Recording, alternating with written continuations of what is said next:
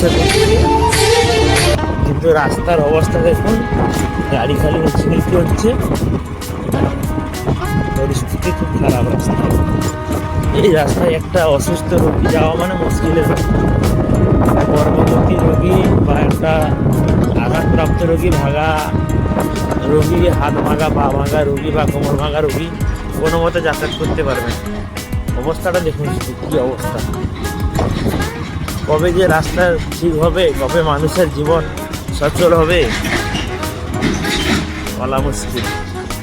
পরিস্থিতি দেখুন রাস্তাটা, একটু বৃষ্টি হলে রাস্তায় মানুষ যাবে না, এমন রাস্তা, ভয়ানক রাস্তা হয়ে গেছে।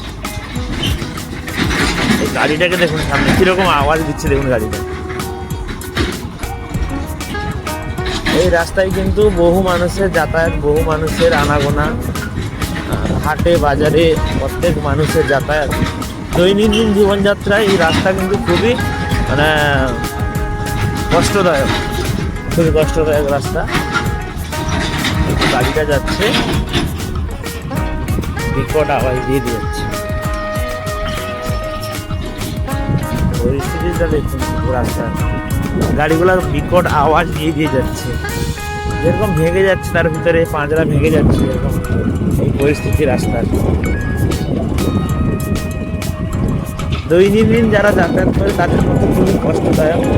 আর যদি তাড়াহুড়া থাকে সে সময়ও মানে অনেক সমস্যা।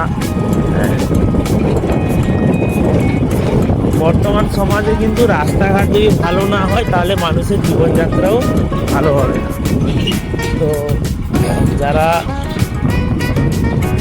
ভিডিওটা দেখছেন ওনাদের উদ্দেশ্যে বলবো, মানুষের জীবন অনেক কষ্টকর, গ্রামের মানুষের জীবন অনেক কষ্টকর, গ্রামের মানুষ অনেক কষ্ট সহ্য করে, ঠিক আছে।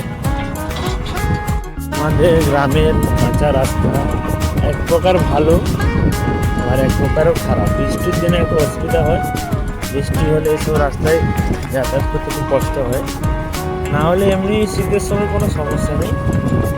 শীতের সময় শুকনো রাস্তা, একটু উঁচু নিচু, সে সব জায়গায় থাকে। তো সবাই মানে রাস্তাঘাটটাকে ভালো করে যায়, আর ঘর না হলেও থাকতে পারবে, মানে মাটির ঘরেও থাকতে পারবে, পাকা ঘর না। রাস্তা ঠিক না থাকলে যানজটের সমস্যা, একটা গাড়ি বা একটা যানবাহন বা এই যে ধানপত্র, গ্রামের দিকে চাষিবাসী মানুষ, তো ধান মাঠের কাজের জন্য গাড়ি ইয়ে। প্রত্যন্ত গ্রামের মাটির রাস্তা,